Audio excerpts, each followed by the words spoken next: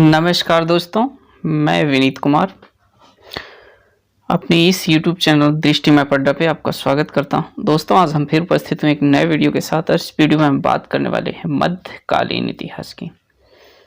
क्या बात करेंगे? मध्यकालीन इतिहास की। और मध्यकालीन इतिहास में हम बात करेंगे आज जितना वन लाइनर क्वेश्चन मध्यकालीन इतिहास से बन सकता है उन क्वेश्चनों की चर्चा करेंगे, वन लाइनर्स।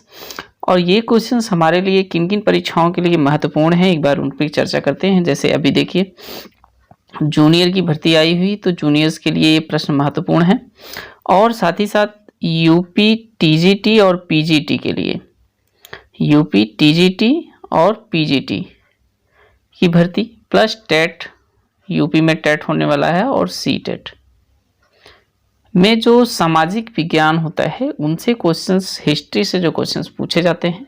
इवन अदर्स जो एग्जाम्स होते हैं, वन लाइनर्स क्वेश्चंस, जहाँ से वनडे एग्जाम्स में क्वेश्चंस पूछे जाते हैं, तो मध्यकालीन इतिहास से ये सारे क्वेश्चन जो मोस्ट इंपॉर्टेंट क्वेश्चंस बन सकते हैं परीक्षा के दृष्टिकोण से, हमने ये सारी चीज़ें तैयार की हुई हैं। तो आप बने रहिएगा वीडियो के अंत तक।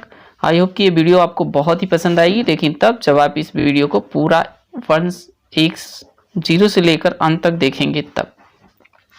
शुरुआत करते हैं आज के पहले क्वेश्चन से। देखिए, यहाँ क्वेश्चन नंबर नहीं डाल रखा हमने। मध्यकालीन इतिहास यानी मेडुअल हिस्ट्री। सबसे पहले मक्का एक शहर है, सऊदी अरब में स्थित है, इसको भी जानते रहिए।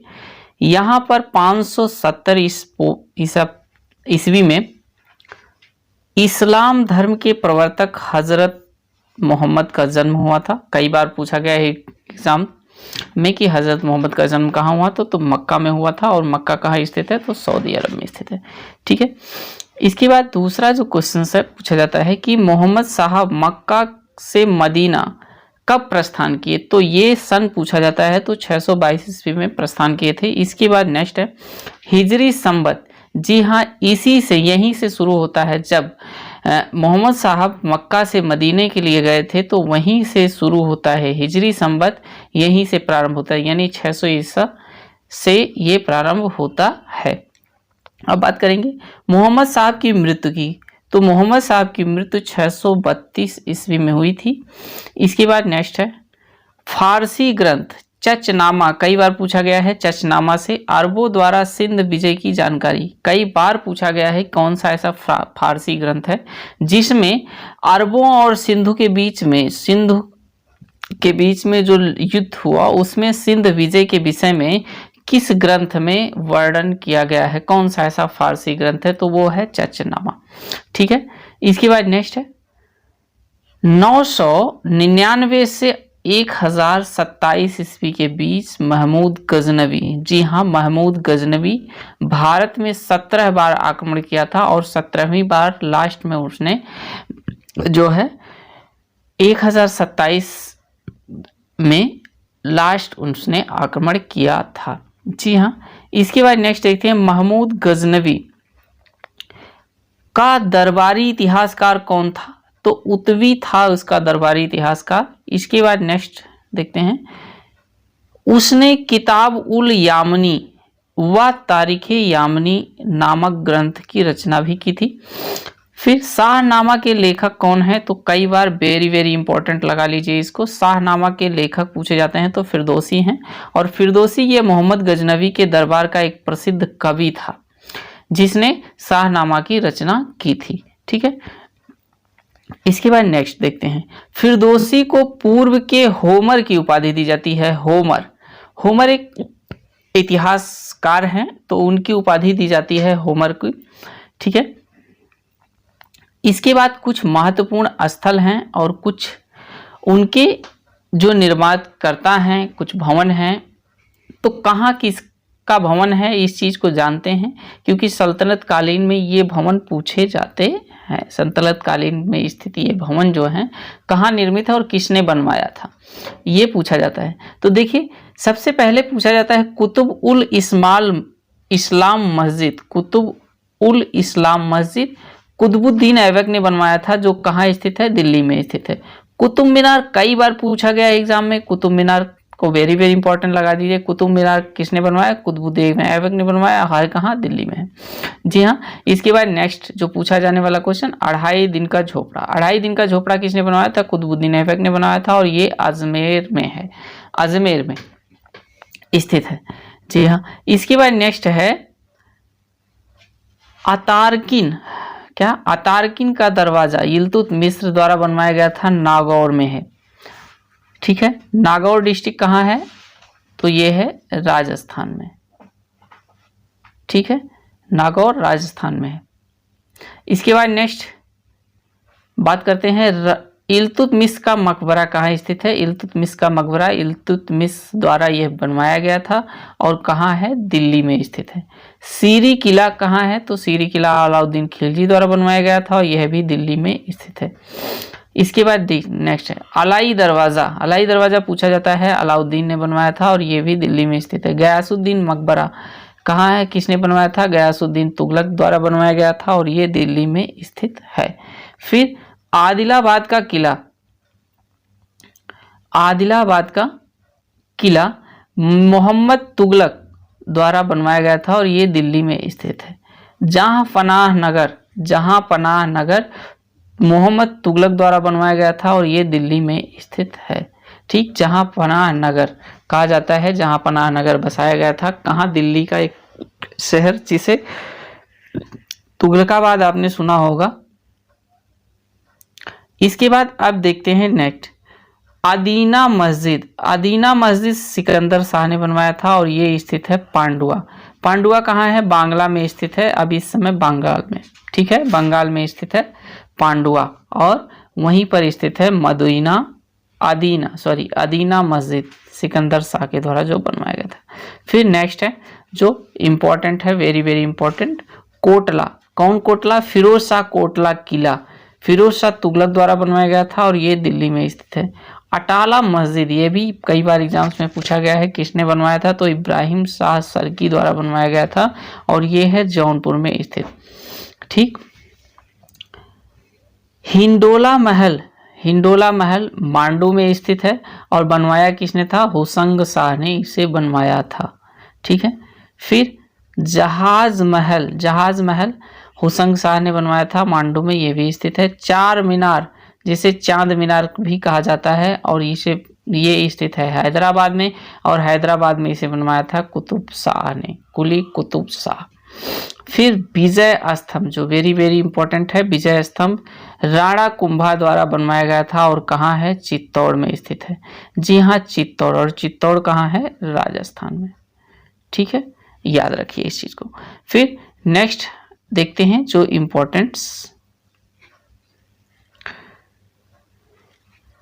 पुराणों का अध्ययन करने वाला प्रथम मुसलमान कौन था? तो ये अल-बुरूनी था। कौन था? अल-बुरूनी। अल-बुरूनी ने अरबी भाषा में तहकीक ए हिंद की रचना की थी। वेरी वेरी इंपॉर्टेंट लगा लीजिए, ये पूछा जाने वाला क्वेश्चन है, कई बार एग्जाम्स में आया भी है। तो फिर इसके बाद नेक्स्ट बात कर रहे हैं हम सिहाबुद्दीन मोहम्मद गोरी का प्रथम आक्रमण। सिहाबुद्दीन मोहम्मद गोरी का प्रथम आक्रमण कब हुआ? तो 1175 ईस्वी में मुल्तान पर किया था इसने आक्रमण।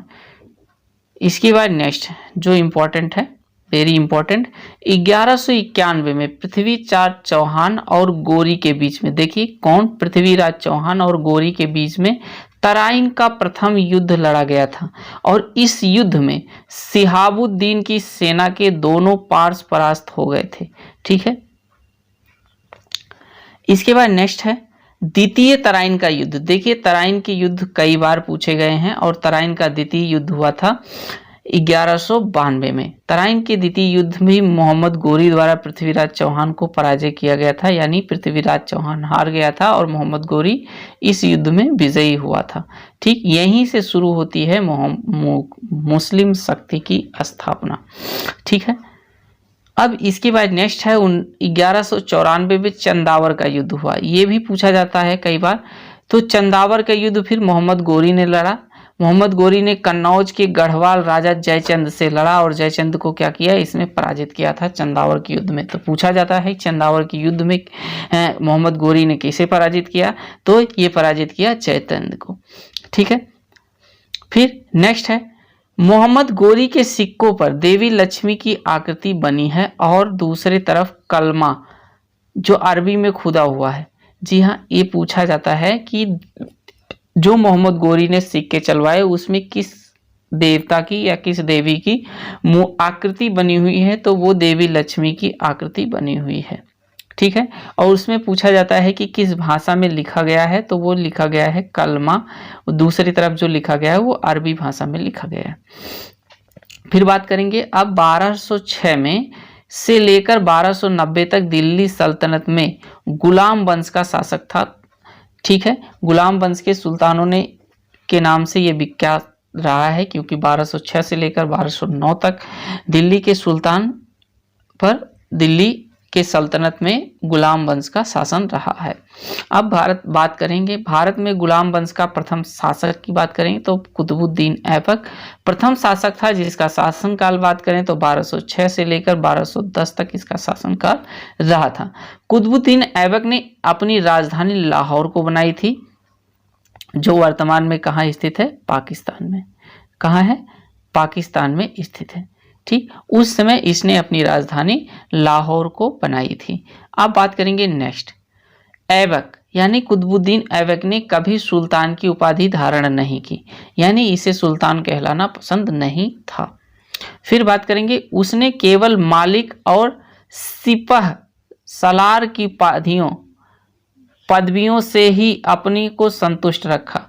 ये वेरी इंपॉर्टेंट है, क्योंकि कई बार पूछा जाता है कि कौन सा दिल्ली का ऐसा सल्तनत का शासक रहा है, दिल्ली सल्तनत का कौन ऐसा शासक रहा है जिसने कभी अपने आप को सुल्तान की उपाधि धारण नहीं की और मलिक और सिपह सलाहकार पदवियों के रूप में ही रहा।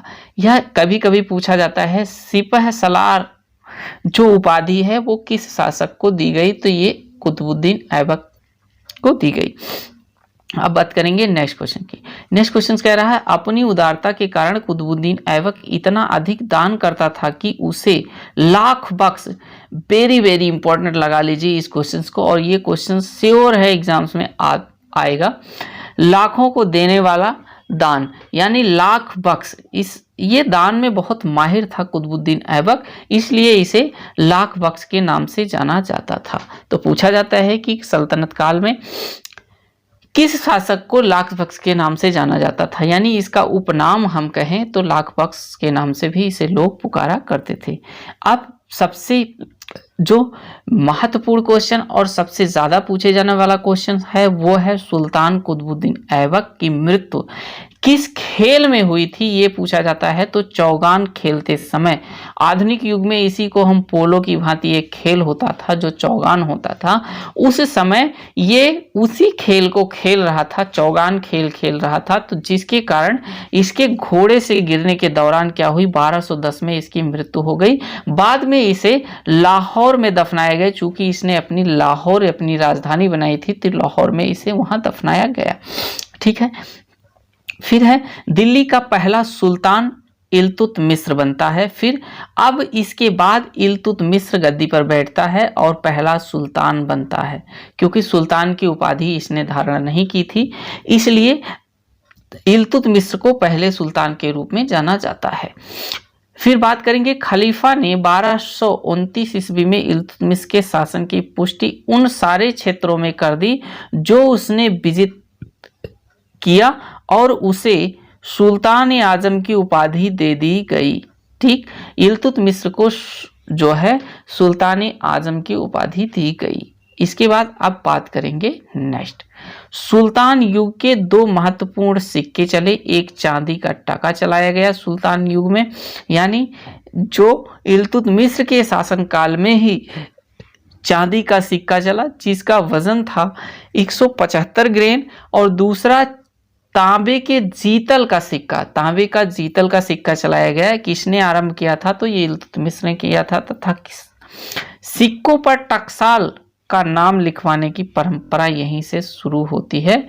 पूछा जाता है कि इसके शासनकाल में टकसाल, सिक्कों पर टकसाल लिखवाने की परंपरा शुरू हुई। तो बहुत ही महत्वपूर्ण पॉइंट्स है, इसे नोट कर लीजिएगा। इल्तुतमिश के समय में ये परंपरा शुरू की गई। अब इसके बाद नेक्स्ट है मंगोल नेता चंगेज खां के बारे में। चंगेज खां भारत की उत्तर पश्चिमी सीमा पर इल्तुतमिश के शासनकाल में भारत आया था। पूछा जाता है चंगेज खां भारत में किसके शासनकाल में आया था, तो इल्तुतमिश के शासनकाल में आया था। अब बात करेंगे मध्यकालीन भारत की प्रथम महिला शासिका रजिया सुल्तान, जिसका शासनकाल 1236 से लेकर 1240 ईस्वी में इनका शासन रहा। और फिर नेक्स्ट क्वेश्चन है सुल्तान बलबन का पूरा नाम क्या था, तो गयासुद्दीन बलबन सुल्तान बलबन का पूरा नाम था। ठीक है, इसके बाद नेक्स्ट है उसे उलुग खां के नाम से भी जाना जाता था। किसे? उलुग खां के नाम से भी जाना जाता था। अब इसके बाद नेक्स्ट करें, बलबन को उलुग खां के नाम से भी जाना जाता है, याद रखिए। 1249 में बलबन ने अपनी पुत्री का विवाह सुल्तान नसरुद्दीन से किया। ठीक है, सुल्तान नसरुद्दीन से किया। इसके बाद नेक्स्ट है इस अवसर पर उसे उलुग खां की उपाधि और नायब ए ममलिकात का पद दिया गया। जी हाँ, उलुग खां किसे कहा जाता है, तो उलुग खां बलबन को कहा जाता है और इसका पूरा नाम गयासुद्दीन बलबन है।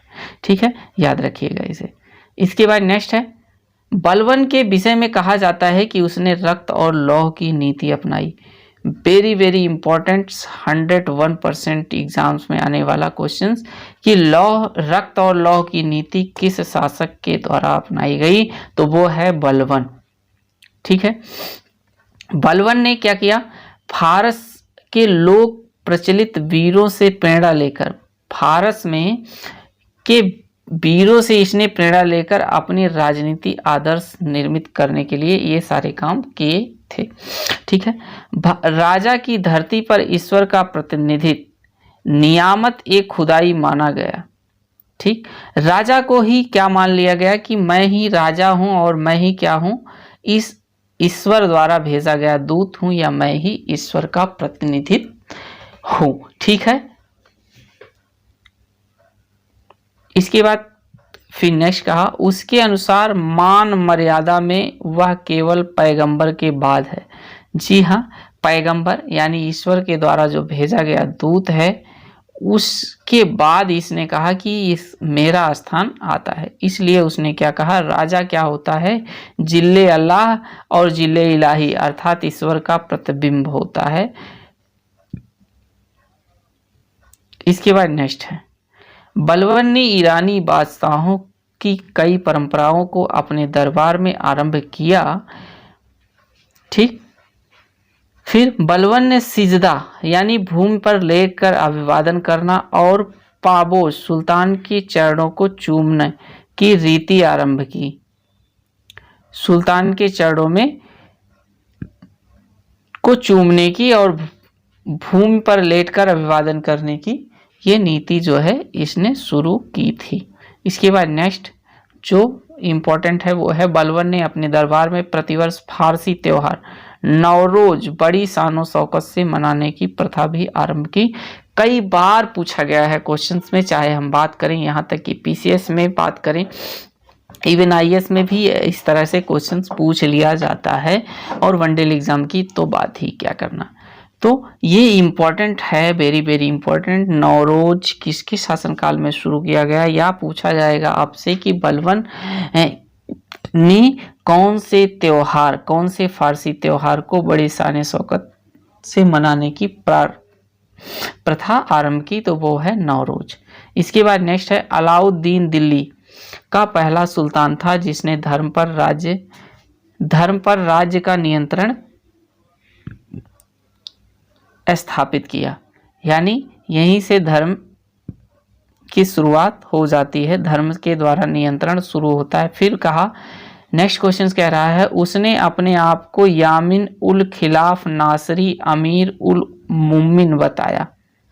फिर नेक्स्ट है अलाउद्दीन खिलजी ने सिकंदर द्वितीय यानी सानी की उपाधि धारण की और उसे अपने सिक्कों पर अंकित करवाया। इसने कहा कि क्या हूं, मैं द्वितीय सिकंदर हूं। फिर नेक्स्ट, पद्मिनी राणा रतन सिंह की पत्नी थी। पद्मिनी पूछा जाता है किसकी पत्नी थी, तो राणा रतन सिंह की पत्नी पद्मिनी थी। पद्मिनी की कहानी का आधार 1540 में मलिक मोहम्मद जायसी के द्वारा लिखी पुस्तक पद्मावत में मिलती है। पूछा जाता है पद्मावत किसकी पुस्तक है, तो मलिक मोहम्मद जायसी की। फिर नेक्स्ट क्वेश्चन है, अलाउद्दीन के आक्रमण के समय देवगिरी का शासक रामचंद्र देव था।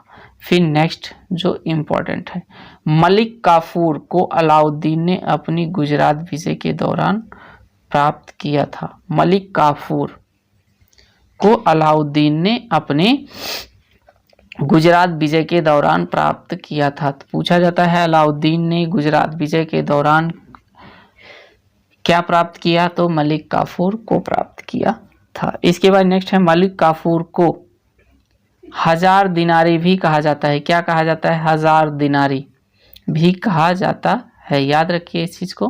फिर नेक्स्ट है, अलाउद्दीन पहला सुल्तान था जिसने भूमि की पैमाइश कराकर लगान वसूलना आरंभ किया।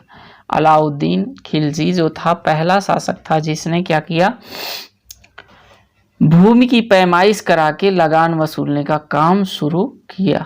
इसके बाद नेक्स्ट है, और नेक्स्ट क्वेश्चन है, अलाउद्दीन ने एक पृथक विभाग दीवान ए मुफ्त खराज की स्थापना की। दीवान ए मुफ्त खराज की स्थापना की। फिर नेक्स्ट है, अलाउद्दीन ने परंपरागत लगान अधिकारियों यानी खुस्त मुकद्दम एवं चौधरी से लगान वसूल करने का अधिकार छीन लिया।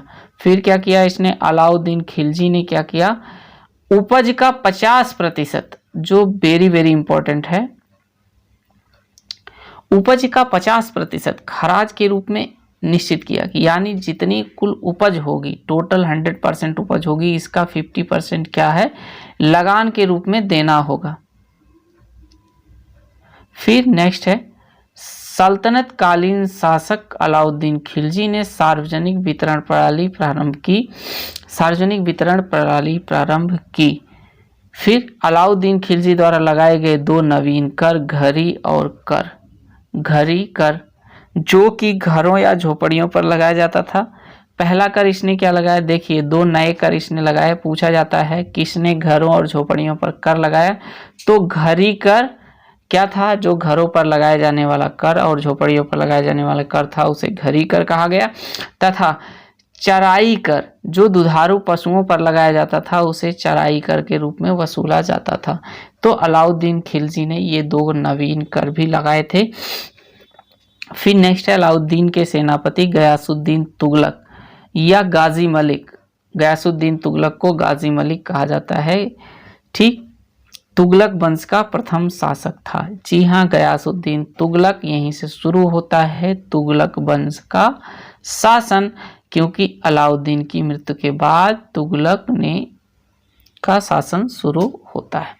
फिर अब बात करेंगे दिल्ली सल्तनत के सभी सुल्तानों में मोहम्मद बिन तुगलक सर्वाधिक विद्वान एवं शिक्षित शासक हुआ है। यानी पूरे दिल्ली सल्तनत में सर्वाधिक जो विद्वान और शिक्षित शासक था वो था मोहम्मद बिन तुगलक। और मोहम्मद बिन तुगलक का जो शासनकाल था वो 1325 से लेकर 1351 तक रहा। ठीक, फिर इसने बहुत सारे काम किए हैं, उनकी चर्चा करते हैं। मोहम्मद बिन तुगलक ने कृषि की उन्नति के लिए एक नए विभाग दीवान ए अमीर कोही यानी कृषि विभाग इसे हम कहें तो दीवान ए अमीर कोही की स्थापना की, क्योंकि ये कृषि की उन्नति के लिए किया गया था। फिर क्या कहा, इब्न बतूता मोरक्को का मूल अफ्रीकी यात्री था। ठीक, मूल, और ये पूछा जाता है किसके शासन काल में आया, तो मोहम्मद बिन तुगलक के शासन काल में इब्न बतूता भारत आया।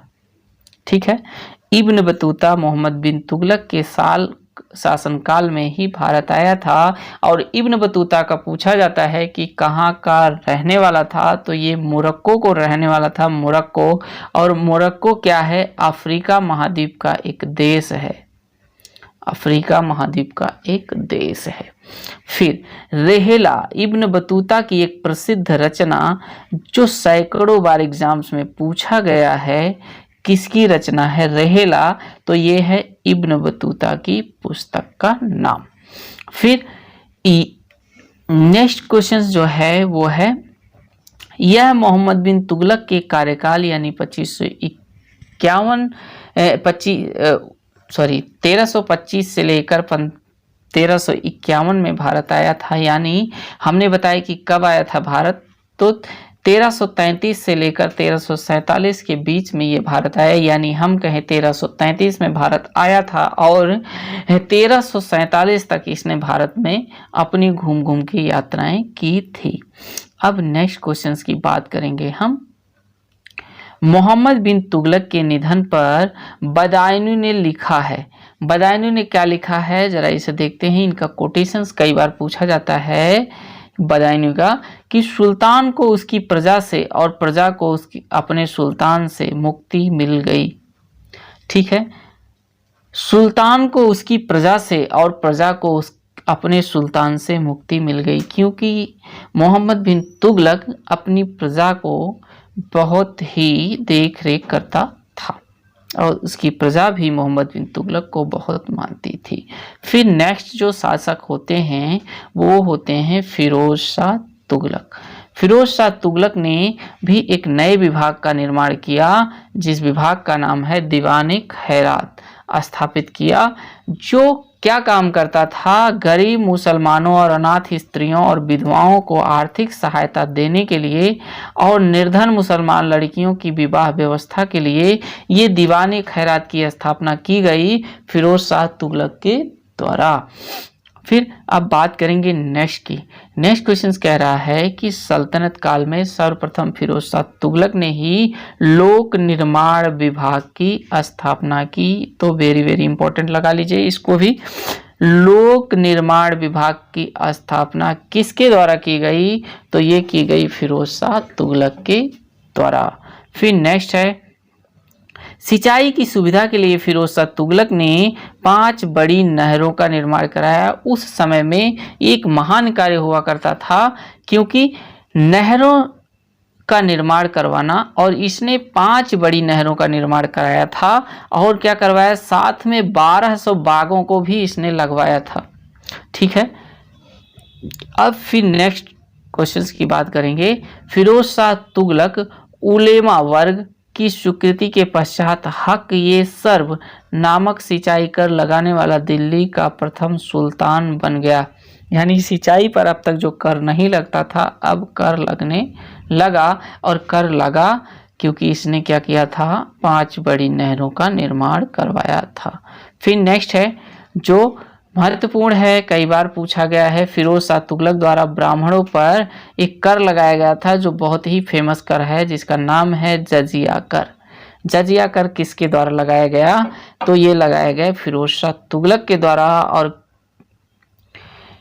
बेसिकली ये ब्राह्मणों पर लगाया गया था। ठीक है, फिर नेक्स्ट है, फिरोज शाह तुगलक द्वारा अशोक के 2 स्तंभों को मेरठ एवं टोपरा, टोपरा कहाँ स्थित है, जो अब अंबाला में स्थित है, अंबाला यानी पंजाब में है, इसने अशोक के 2 स्तंभ को एक मेरठ से और दूसरा टोपरा से दिल्ली में ले आया था। ठीक है, फिर नेक्स्ट, राज्य में खर्च पर हज की व्यवस्था करने वाला पहला भारतीय शासक फिरोज शाह तुगलक था। यानी हज की यात्रा करने के लिए इसने क्या की, खर्ची की व्यवस्था कर दी। फिरोज शाह तुगलक ने दारुल सफा नामक एक खैराती अस्पताल की स्थापना की। खैराती अस्पताल मतलब उस समय इसे हम क्या कहेंगे, मुफ्त अस्पताल, यानी निःशुल्क जहाँ इलाज होगा उसे ही खैराती अस्पताल कहेंगे या मुफ्त अस्पताल। तो कई बार क्वेश्चन में पूछा जाएगा खैराती अस्पताल की स्थापना किसने की। ठीक, और अगर ये नहीं पूछा जाएगा तो आपसे पूछा जा सकता है उसका नाम,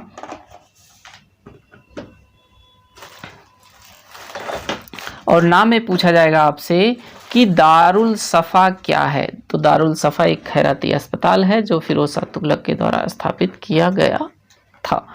ठीक है, अब नेक्स्ट क्वेश्चंस की बात करते हैं।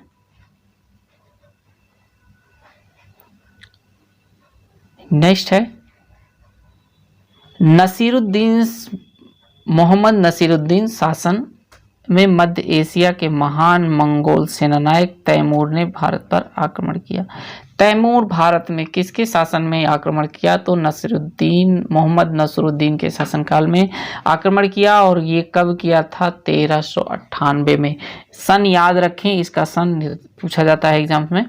फिर नेक्स्ट है खिलजी वंश का संस्थापक। चलिए कुछ महत्वपूर्ण संस्थापक हैं, उनके नामों की चर्चा कर लेते हैं एक बार, जो पूछा जाता है। खिलजी वंश का संस्थापक जलालुद्दीन फिरोज खिलजी था, जलालुद्दीन फिरोज खिलजी। तुगलक वंश का संस्थापक गयासुद्दीन तुगलक था। सैयद वंश का संस्थापक खिज़र खां थे। लोदी वंश का संस्थापक बहलोल लोदी। आगरा की स्थापना किसने की? तो सिकंदर लोदी द्वारा आगरा की स्थापना की गई। इसके बाद नेक्स्ट है 1518 में महाराणा सांगा और इब्राहिम लोदी के मध्य कटोली का युद्ध हुआ। कौन सा? कटोली का युद्ध हुआ। और इस युद्ध में इब्राहिम लोदी की पराजय होती है। ठीक है, फिर नाप का पैमाना गज सिकंदरी सिकंदर लोदी के समय में ही आरंभ किया गया, यानी सिकंदर लोदी द्वारा ही गज सिकंदरी की एक पैमाने की शुरुआत की गई। अब बात करेंगे नेक्स्ट क्वेश्चंस की। सिकंदर लोदी के समय में गायन विद्या के एक श्रेष्ठ ग्रंथ लज्जत ए सिकंदर शाही की रचना हुई। सिकंदर लोदी शहनाई सुनने का बहुत शौकीन था। कमेंट बॉक्स में बताइए शहनाई वादक किसे माना जाता है, जो फेमस शहनाई वादक है। सिकंदर लोदी गुल रुखी उपनाम से कविताएं लिखता था। फिर सुल्तान सिकंदर ने अनाज से जकात यानी संपत्ति कर को क्या किया? समाप्त कर दिया। फिर नेक्स्ट क्वेश्चन है जो वेरी वेरी इंपॉर्टेंट है, जौनपुर की स्थापना। जौनपुर कहाँ स्थित है? यूपी में स्थित है। और जौनपुर की स्थापना फिरोज शाह तुगलक ने अपने चचेरे भाई जौना खां यानी मोहम्मद बिन तुगलक की स्मृति में की थी। फिरोज शाह की और इसी को पूर्व का सिराज भी कहा जाता है। क्या कहा जाता है? पूर्व का सिराज। जौनपुर को पूर्व का सिराज कहा जाता है, याद रखें इस चीज को। किसकी याद में बनवाया था फिरोज शाह तुगलक ने? तो जौना खां, इसका एक भाई था जो चचेरा भाई था, उसकी स्मृति में इसने जौनपुर जिले की स्थापना की। जौनपुर का संस्थापक जो है, स्थापना फिरोज शाह तुगलक ने की। संस्थापक की बात करें तो मलिक सरवर था जिसने स्वतंत्र सरकी राज्य की स्थापना की थी। मलिक सरवर स्वतंत्र सरकी की स्थापना की थी। सरकी शासकों ने लगभग 85 वर्षों तक जौनपुर की स्वतंत्रता को स्थापित रखा, किंतु 1479 में बहलोल लोदी ने इसके अंतिम शासक हुसैन शाह सरकी को पराजित कर जौनपुर को पुनः दिल्ली सल्तनत का अंग बना दिया था। ठीक है, फिर इब्राहिम शाह सरकी जो 1402 से लेकर 1440 तक जौनपुर के सरकी वंश का सबसे महान शासक हुआ। तो पूछा जाता है कि सरकी वंश का सबसे महान शासक जो जौनपुर का था वो कौन था? तो इब्राहिम शाह सरकी था। फिर नेक्स्ट है इब्राहिम शाह सरकी ने स्वयं को सिराजे हिंद कहा, सिराजे हिंद की उपाधि दी, और इसीलिए भारत का सिराज या पूर्व का सिराज जो कहा जाता है वो जौनपुर को कहा जाता है। ठीक है, इब्राहिम शाह सरकी ने स्वयं को सिराज सिंध की हिंद की उपाधि धारण की। उसके समय में जौनपुर की संस्कृति ख्याति चारों तरफ फैल गई और जौनपुर क्या हो गया, भारत का सिराज के नाम से विख्यात हुआ। तो वेरी वेरी इंपॉर्टेंट लगा लीजिए इस क्वेश्चंस को, ठीक है। फिर नेक्स्ट है 1420 में अली शाह का भाई शाही खां जैन उल आवेदी के नाम से कश्मीर के सिंहासन पर बैठता है। और क्या होता है, इसका शासनकाल को देखें तो 1420 से लेकर 1470 तक इसका शासनकाल रहता है। फिर नेक्स्ट क्वेश्चन की बात करेंगे, उसकी धार्मिक उदारता के कारण उसकी तुलना मुगल बादशाह अकबर से की जाती है, क्योंकि धार्मिक उदारता थी, धर्म में इसकी ज़्यादा रुचि थी। धार्मिक उदारता, धर्म की ज़्यादा रुचि, लेकिन ये सभी धर्मों को मानते, कोई कट्टरपंथी इसमें नहीं हुआ। तो कश्मीर का अकबर किसे कहा जाता है, तो कश्मीर का अकबर मुगल बादशाह जो कश्मीर के अकबर के रूप में किसे जाना जाता है, तो जाना जाता है जैन उल आवेदी को। फिर नेक्स्ट क्वेश्चन है, बुलर झील में जौना लंका यानी जौनुक लेक, याद रखिए जौनुक लेक एक द्वीप का निर्माण जैन उल आवेदी ने ही करवाया था। बुलर झील में स्थित है जौना लंका, अभी आज भी है। फिर नेक्स्ट है, बहमनी राज्य से स्वतंत्र हुए कुछ राज्य हैं, यानी बहमनी शासन से कुछ राज्य स्वतंत्र हुए थे, तो क्या बने, संस्थापक देखना है। इसमें क्या क्या चीजें हैं वो एक एक करके देखेंगे। देखिए, राज्य है, संस्थापक हैं, राजवंश है। बरार राज्य फतेहुल्लाह इमाद शाह, किसने इमाद शाही वंश की स्थापना की। बीजापुर यूसुफ आदिल शाही वंश की स्थापना हो गई। अहमदनगर मलिक अहमद, तो निजाम शाही की स्थापना हो गई। याद रखें, अहमदनगर पूछा जाता है एग्जाम में। गोलकुंडा भी पूछा जाता है, गोलकुंडा कुली कुतुबुद्दीन शाही बनी। तो गोलकुंडा कहाँ है, गोलकुंडा कर्नाटक में स्थित है, याद रखें इस बात को। नेक्स्ट है बीदर अमीर अली वारिद, और किस वंश की संस्थापना, वारिद शाही वंश की इन्होंने स्थापना की। नेक्स्ट जो वेरी वेरी इंपॉर्टेंट है वो है विजयनगर साम्राज्य। विजयनगर साम्राज्य की स्थापना दो शासकों द्वारा होती है, हरिहर और बुक्का के ने 1336 ईस्वी में की थी विजयनगर की स्थापना। विजयनगर साम्राज्य में 4 राजवंशों का शासन रहा है, जिसमें से संगम वंश रहा, सालू वंश रहा, तुलु वंश रहा और अरावीडु वंश ने लगभग 300 वर्षों तक शासन किया था। यहाँ पर 4 राजवंशों का शासन रहा है विजयनगर साम्राज्य पर, और ये बहुत ही इम्पोर्टेंट है। संगम वंश कब से कब तक था, 1336 से लेकर 1485 तक। फिर शुरू होता है साल्यू वंश, और साल्यू वंश 1485 लेकर 1505 तक रहता है। फिर तुलु वंश 1505 से लेकर 1570 तक रहता है। उसके बाद अरावीडु वंश लगभग 300 वर्षों तक शासन किया, यानी इन चारों ने मिलकर लगभग 300 वर्षों तक शासन किया यहाँ पर। फिर नेक्स्ट जो महत्वपूर्ण है, 1377 में बुक्का की मृत्यु हो गई और उसका पुत्र हरिहर द्वितीय सिंहासन पर बैठता है। फिर उसने क्या किया, महाराजाधिराज की उपाधि धारण की। पूछा जाता है कि विजयनगर साम्राज्य के कौन से शासक ने महाराजाधिराज की उपाधि धारण की थी, तो हरिहर द्वितीय, याद रखिए हरिहर प्रथम नहीं, हरिहर द्वितीय। फिर नेक्स्ट है जो पूछा जाने वाला क्वेश्चन, वो है कृष्णदेव राय का शासनकाल, यानी विजयनगर में साहित्य का क्लासिकल युग कहा जाता है। साहित्य का क्लासिकल युग, तो किस शासक के शासनकाल को क्लासिकल के युग के रूप में जाना जाता है, तो वो Krishnadev Rai. Very very important. फिर नेक्स्ट है, उसके दरबार को तेलुगु के 8 महान विद्वान एवं कवि जिन्हें अष्टदिग्गज कहा जाता था सुशोभित करते थे, यानी इसके दरबार में 8 महान विद्वान और कवि हमेशा उपस्थित रहते थे। फिर नेक्स्ट है, कृष्णदेवराय के शासनकाल को तेलुगु साहित्य का स्वर्ण युग कहा जाता है। वेरी वेरी इंपॉर्टेंट, किसके शासनकाल को तेलुगु साहित्य का स्वर्ण युग कहा जाता है? तो कृष्णदेवराय के शासनकाल को कहा जाता है। इसकी प्रमुख रचना की बात करें तो आमुक्त माल्यद, जो वेरी वेरी इंपॉर्टेंट, जो किस भाषा में लिखी गई है? तेलुगु भाषा में लिखी गई है और ये 5 महाकाव्यों में से एक है। ठीक है।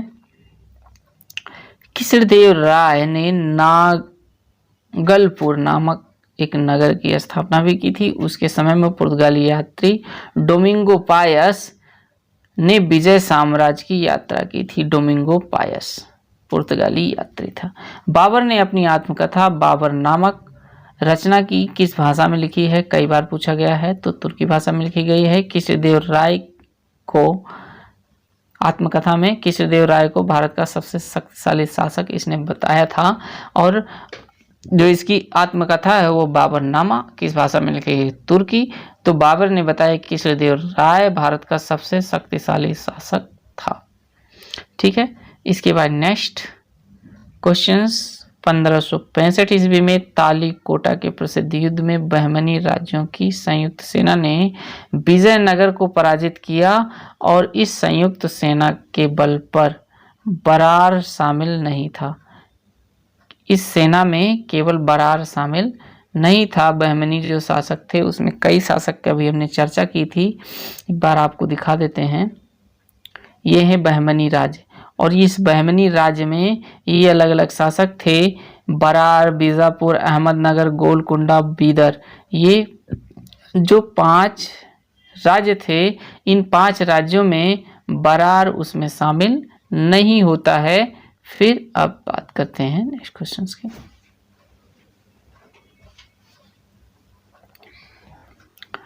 होयसल राजवंश की राजधानी द्वार समुद्र का नाम वर्तमान नाम हलेबीड है, जो कर्नाटक के हासन जिले में स्थित है। ठीक है। हम्पी, जो कई बार पूछा गया, हम्पी के खंडहर वर्तमान उत्तरी कर्नाटक में अवस्थित है। विजयनगर राज्य की प्राचीन राजधानी के रूप में जानी जाती थी हम्पी, और ये वेरी वेरी इंपॉर्टेंट है। फिर विजयनगर काल में बनी थी एक मंदिर, विरूपाक्ष मंदिर, यहीं पर अवस्थित है विजयनगर काल में जो बनाया गया था। फिर विट्ठल मंदिर यानी हम्पी का निर्माण, हम्पी को में स्थित है विट्ठल मंदिर, और विजयनगर साम्राज्य के तुलु राजवंश के महाप्रतापी राजा जो कृष्णदेव राय थे, इसने इसको बनवाया था। नेक्स्ट है प्रशासनिक कुछ विभाग हैं, उनको देखते हैं। विभाग और संस्थापक की बात करते हैं। दीवान ए मुक्त खराज जो राजस्व विभाग से संबंधित था, किसने स्थापित की? अलाउद्दीन खिलजी ने। दीवान ए रियासत अलाउद्दीन खिलजी। फिर जो बाजार नियंत्रण से था। फिर नेक्स्ट देखते हैं। नेक्स्ट है दीवान ए अमीर को ही मोहम्मद बिन तुगलक ने इसकी स्थापना की थी। एक कृषि विभाग था। दीवान ए खैरात अभी हमने बताया था, फिरोज शाह तुगलक ने इसकी स्थापना की थी, ये दान विभाग था।